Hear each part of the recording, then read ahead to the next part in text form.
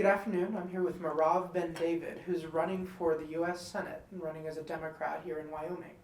We're going to ask her a few questions about her campaign. So, Ms. Ben-David. Dr. Ben-David, please. Dr. I worked Ben-David. many years to get the doctorate. Yes. What has driven you to enter the Senate race? I've been a wildlife ecologist for close to 35 years and have basically dedicated my life to collecting information on how global change, various aspects of global change affect wildlife populations. I've been a researcher all over the world and spent the last 20 years here in Wyoming. I came here in 2000.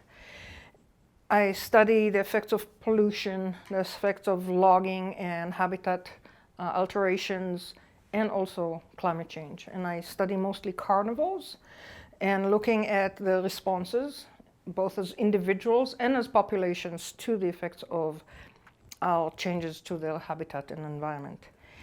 And over my career, I realized that we are creating a crisis, both in terms of biodiversity, but also for ourselves. We are basically facing a climate crisis. It's exacerbated by other changes that we've caused to the environment that when you take them in synergy, they actually can tip the point faster than we think it would. It's really hard to predict. I do a lot of modeling for my work, and it's really hard to predict the effects of synergistic processes. So we are doing our best. I've spent, as I said, 35 years studying all these, trying to make sense of them. After several decades, I realized that just providing information to people is not enough, and I need to be more proactive in disseminating the results and disseminating the what I would think would be a good policy.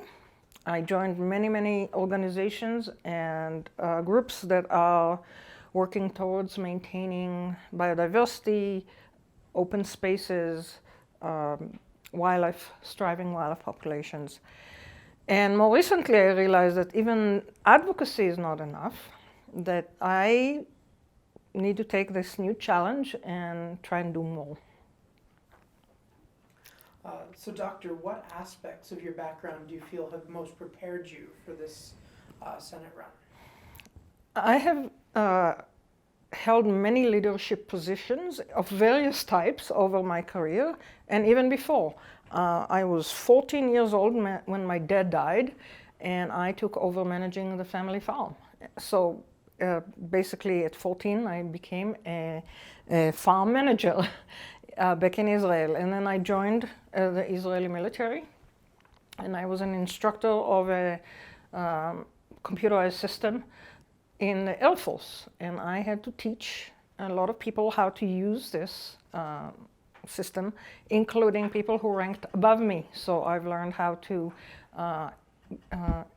assert my knowledge and my job duties on people who were higher ranking than me. It takes a little bit of gumption to do that. I've been the scientist, the lead scientist on numerous research projects. I've been the chief scientist on an expedition to the Arctic Ocean. That was, I was the third in command on an icebreaker in 2009. I've held leadership positions in the university. I've been the director of the program in Ecology, the largest PhD granting program on campus. And more recently, I've been the department head of zoology and physiology. I also hold leadership positions in professional societies. I'm the editor-in-chief of Wildlife Monographs. I make a lot of decisions on which papers to publish and which are not up to par, etc. So I have a lot of very variable experience in leadership roles. And I think this will be very different. I realize that, and I'm learning more as I go. I realize I don't have the full picture yet, but I think I can do it. So you've been in leadership a lot in your career. Um, so a lot of our questions today focus on your plan, what you plan to do, which should come natural to you because you've spent so much time modeling stuff, planning stuff out for the future. So what do you plan to advocate for if elected? So I think what is, first of all, I have to say that Wyoming is my priority. People say a lot of times that Wyoming has the highest representation in Washington, D.C. per capita. We have 3 representatives in Washington, D.C. compared to, California that has, I think, 41, maybe more. But per capita, we have the highest representation in Washington. And I feel that, unfortunately, we do have many people from Wyoming in Washington, but I don't know that they represent the issues that are really important for us. And the main threat that I see for the future of Wyoming is climate change, but not directly climate change. In fact, there was a study that came out last week that showed that Wyoming will be the 6th safest state in the nation. Vermont is the first one, I don't know why, but they have a very full analysis of the threats to each state, and Wyoming is one of the safest. And so we are not going to be affected directly from climate change such that we are going to suffer from unbearable heat, or we are not going to see rising sea levels. Even if the sea level rose, we are high enough. But other places are being already affected. And people, and a lot of young people I talk to, a lot of students, a lot of high school students, a lot of young people in beginning their careers, are really, really worried. Not just in Wyoming, globally. And when alternatives to fossil fuels will become available, and they are becoming more efficient and more new technologies are developed, when these industries become dominant, people will move away from fossil fuels. Now the problem here is that the majority of our income in the state of Wyoming depends on revenue from coal and gas and oil. We're going to be left without alternatives unless we start planning now. If you think 10 years ahead or 20 years ahead, if we don't start planning now, we will be left behind. The world will move on and we'll be left without any alternatives. So my goal is to advocate for the need of Wyoming to diversify the economy and move forward, broaden our perspective, and use every federal program and act laws that will support diversification of Wyoming's economy. I actually wanted to talk about that because that's one of the parts of your platform that sets you apart from the other candidates running. Is your plan to move Wyoming away from fossil fuels and diversify the economy? Do you want to talk a little bit about the specific concrete way that will take place? So I'm envisioning, and it may change in 5 years, we don't know what the future holds. I think we need to think of ourselves as a very unique place that offers high quality of life for people who are interested in outdoors and in high quality of life, and bring in innovative technologies here.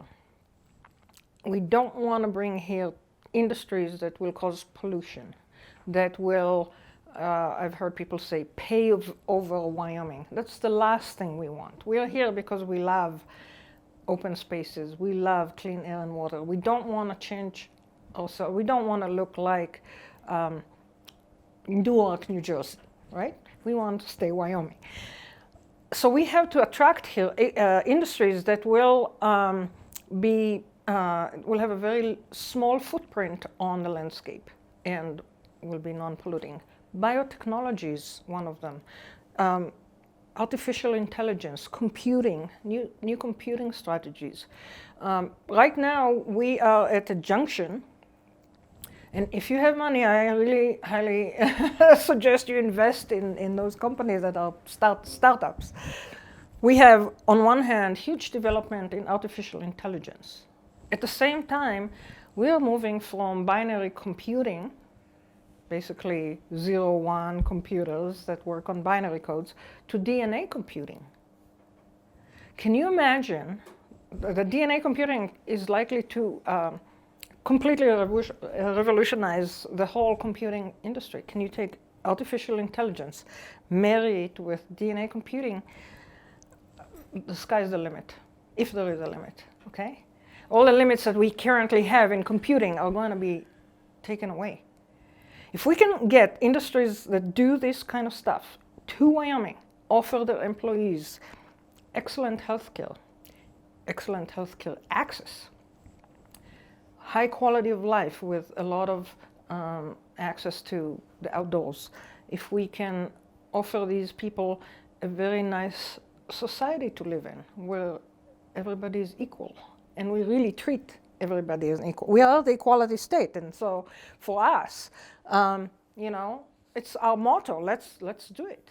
Let's close the wage gap between men and women. Let's make sure that everybody, whether they're Native American or other people of color or LGBTQ people, have the same quality of life here. They're treated equally, are accepted. If we can create this, if we can live up to our name and create an attractive environment, we can start attracting companies here. We can pass legislation that makes it attractive to these people, to these companies. And at the same time we do that, we will offer young Wyomingites job opportunities here. I teach many young Wyomingites, and I interact with many others that are not necessarily wildlife majors. I really want to stay here. So it looks like your plan is to make Wyoming as a state more progressive and move it into the future, or make it agree with states that already are more progressive. So that's how you're looking to change Wyoming specifically. But how do you plan to combat climate change as a global threat? So a lot of legislation comes out of Washington, D.C. And there are already bills on the floor of the House, nonpartisan, bipartisan laws that have been that have a lot of support.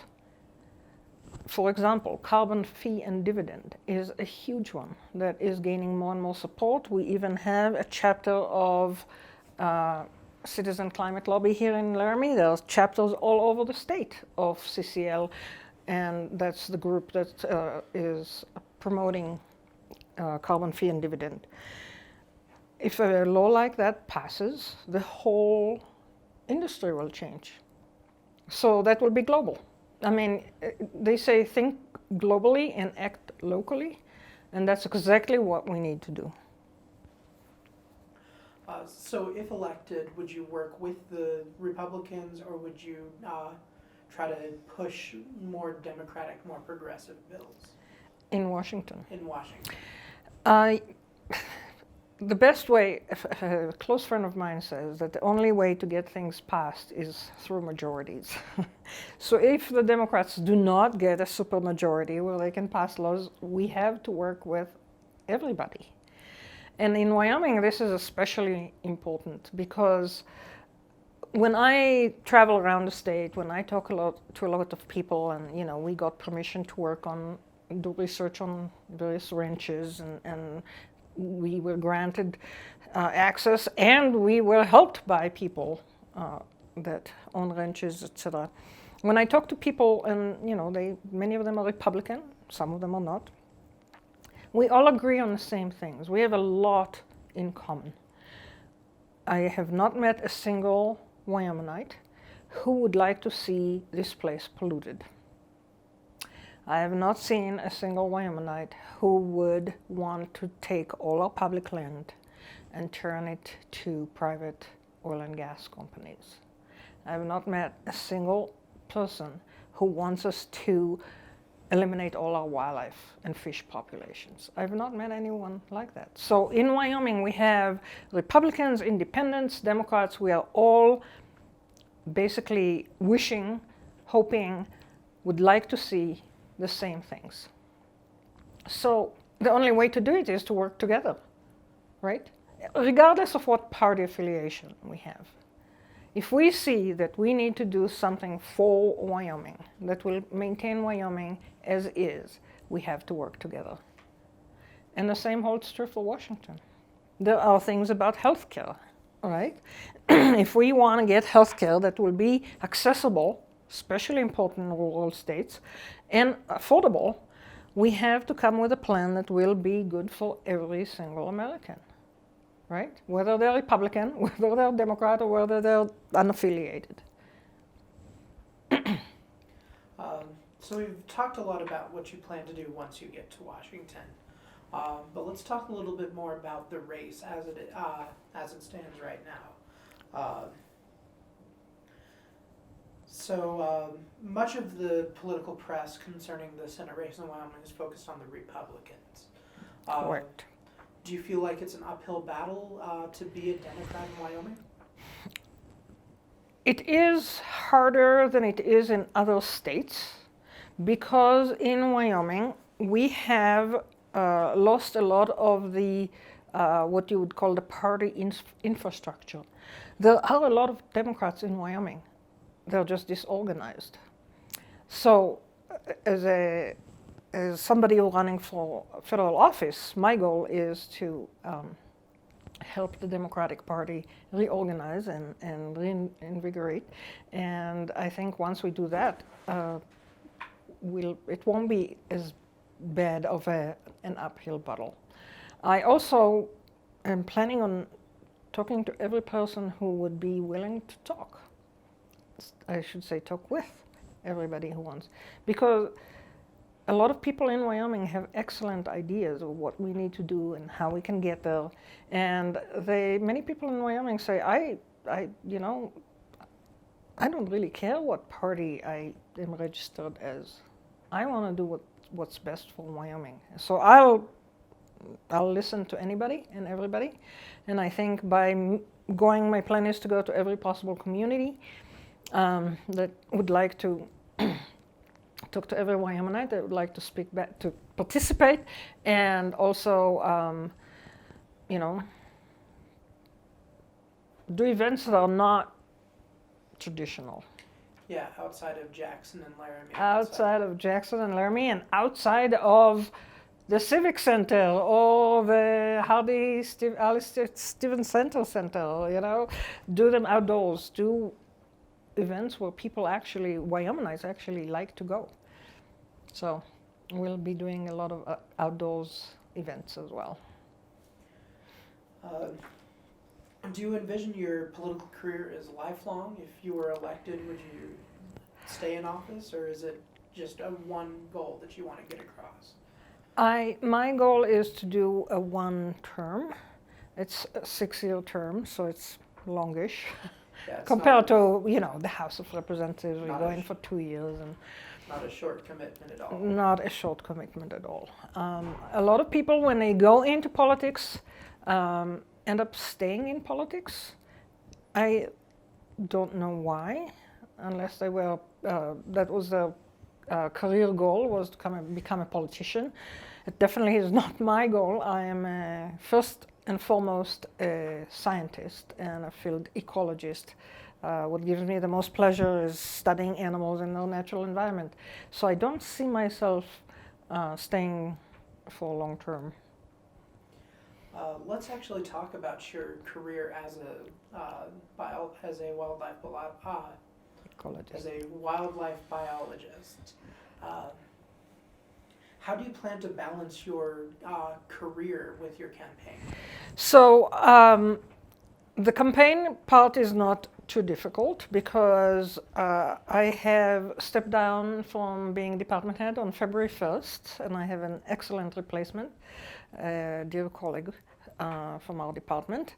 So I have a very large part of my job relieved, and so also I do most of my teaching in the fall, because of the way I teach my wildlife classes with hands-on activities, and we do a lot of projects outside of town called the Chipmunk Project. So I only have actually one course to teach this spring, and it is actually a field course over spring break. So I'll be gone spring break. We're going down to Texas, Big Bend National Park and places in between. So I actually have, when you consider, even though I work full-time at the university and I'm going to be here as, I'll do most of the campaigning in the spring after hours and during weekends, but the workload, preparing for classes, preparing lectures, I did all of that in the fall. So I have a lower load in spring in general.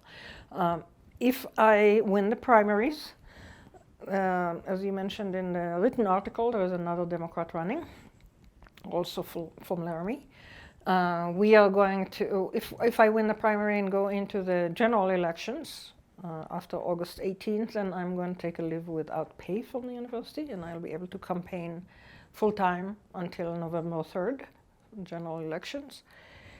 If I win the general elections, I will retire from the University of Wyoming.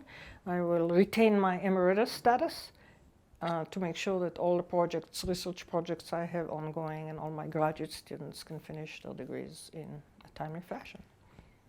Great. That's all the questions that I had on my sheet. Is there any last thoughts that you had to add? Well, I think I would like to talk to the students of the University of Wyoming and all the community colleges around the state.